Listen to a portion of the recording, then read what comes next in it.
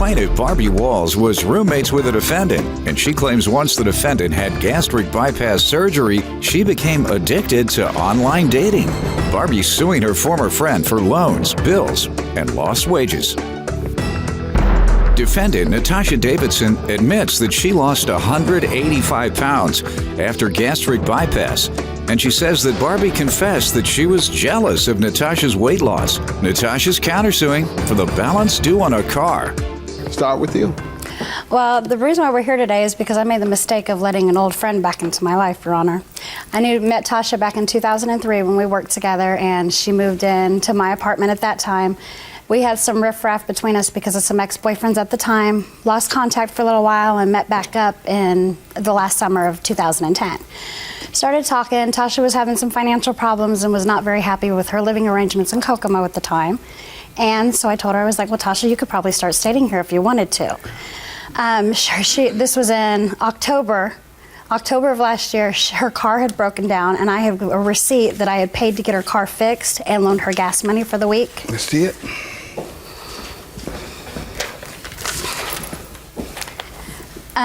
But early when I realized when Tasha started staying with me, she was a totally different person. She started having this attitude that she was better than everybody else ever since she had gastric bypass surgery. That's not true, Barbie. Became a diva after she had her surgery. She did, yes, she did. And I found out she was addicted to online dating, badly. Addicted to online dating. Well, it's one thing when you meet somebody or you talk to them on the phone, but when you talk to one or two guys, that's one thing. But 5 or 6, Tasha?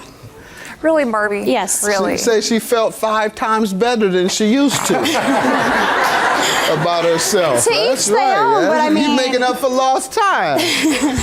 How heavy were you? How much did you lose? I've lost 185 pounds. Wow, 185. Good. Excellent. Go ahead.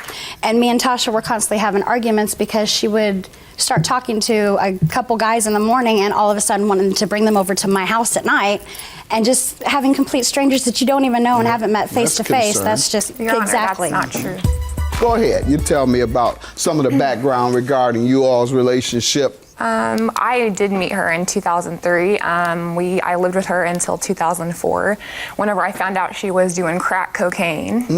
And I couldn't deal with that lifestyle. And a few years later, she was actually stabbed because of drugs. So You still a crackhead? No, I'm not. Well, that's good. You lost your weight and she turned her life around. So Wow. both changed. Go ahead. And so Barbie contacted me in 2010, said she wanted to be friends again, said that she had changed, all these things. I was a little apprehensive because of the past. So we met in July, started hanging out. Everything was fine. We get along well. I did start staying with her in October, and Barbie just changed. She's jealous of me. I'm not saying that because I'm conceited. I'm confident. Barbie herself, from her mouth, said that she was jealous of me because I had lost weight, that I was almost done with school. It's not true. And me and my family were close. Tell me about you bringing all those men in that she says. Well, I was on a dating site, and I didn't always have men over. If I'm such a bad person because I was on a dating website, she also was on the dating website and would also bring men home. So I guess if I'm a hoe, she is too.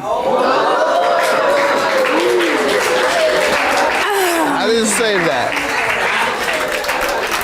Ma'am, is that true? No. Yes, it's true that I was... We'll get to the loans you're suing her for, but were you bringing men home? I did not bring them home. No, I did not bring them home. I was talking to one and I stuck with the one instead of having 5 or 6 every day. I mean, come on. Really? 5 or 6 every day? You did, and you know you like did. I was a prostitute. No. Honey, prostitutes get paid. You didn't. There's a difference. No. Sorry. That's enough, ladies. That's enough. All right, let's get to the unpaid loans, the bills, and the lost wages you're suing her for. Correct. So in October, Tasha started staying, and the agreement was when she actually started her full-time job in November, starting December 1st, she would pay $500 a month, which would equal up to the utilities, the lights and the water, and groceries. And when December rolled around, she said that she still had her car payment she needed to catch up. She had a cell phone she had to pay and a storage she had to pay for Logansport. So I was like, okay, so what are you going to do? She said she had a first full check that she didn't have a lot not coming out of starting the 1st of January. She was going to pay me for December, and then the next check in January, she would pay me for January. Specifically, what loans and The loan bills? was the receipt that I gave you. The receipt that I gave you. Her car was done in October. And what about the bills? The light bill and the water bill. I have copies of them right here. And her share was to be how much? It was supposed to be $500 a month, which was equaled up to those. Lost wages, how does she owe you for that? On January 29th, I got a call from my supervisor that I was suspended because Natasha had called and said that I was abusing and neglecting my client.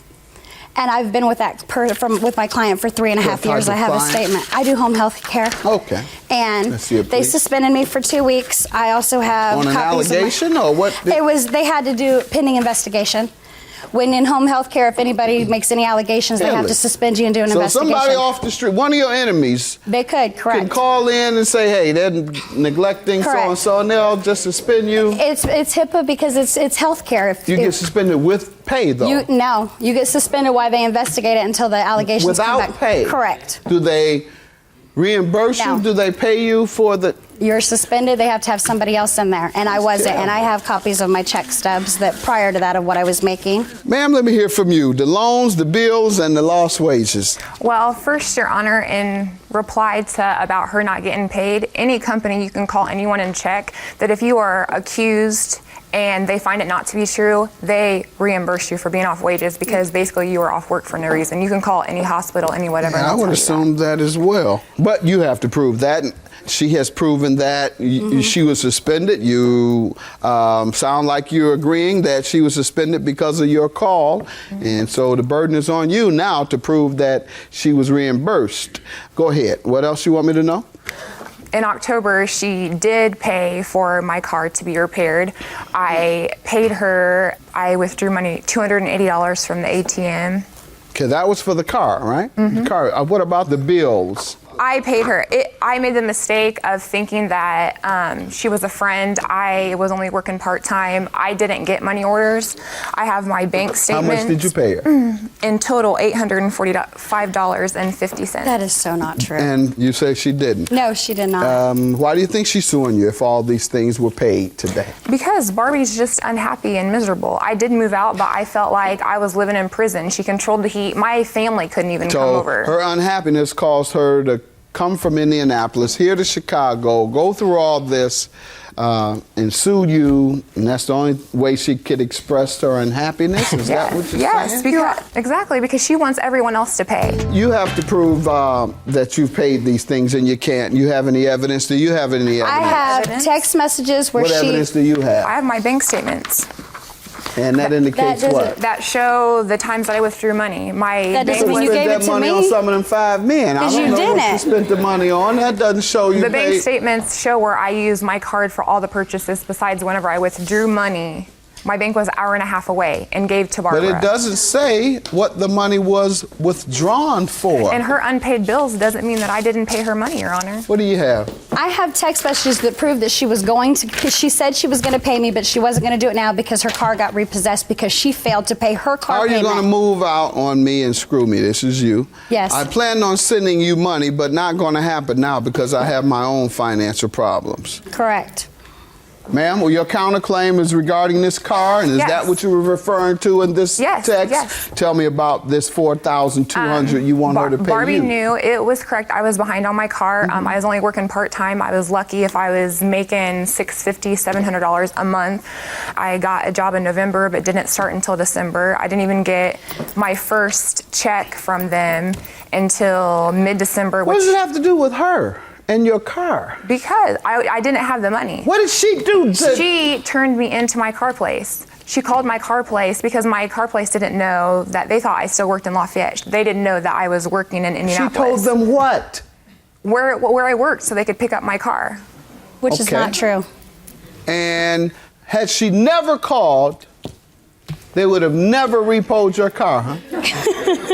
Not the way that it happened. No, they didn't. No, they wouldn't have. They may have. Okay, so let me go ahead and dismiss your claim because you're very naive to think that The only way they would have ever repossessed your car is her calling. Even though you certainly owed them, they would have never have found you. Her calling did not cause you to lose your car. You know what caused you to lose your car? Paying. You not paying. There you go. Yes. You hit it on the head. And although you claim that you paid her everything, when she produced this text, you said in the text, you know you owed her. Have a good day, ma'am. Judgment for the plaintiff. Yours is dismissed. Thank you, Your Honor. Thank you, Your Honor. Tasha, you can't screw somebody that helps you out. It's just not right. Well, and God don't like ugly. That's why your car got took. I have nothing to say to Barbie. She's evil and she's a crackhead, and I don't care if I ever see her again. Which is not true, because I'm doing very well for myself, especially trying to help you out, and it just didn't work.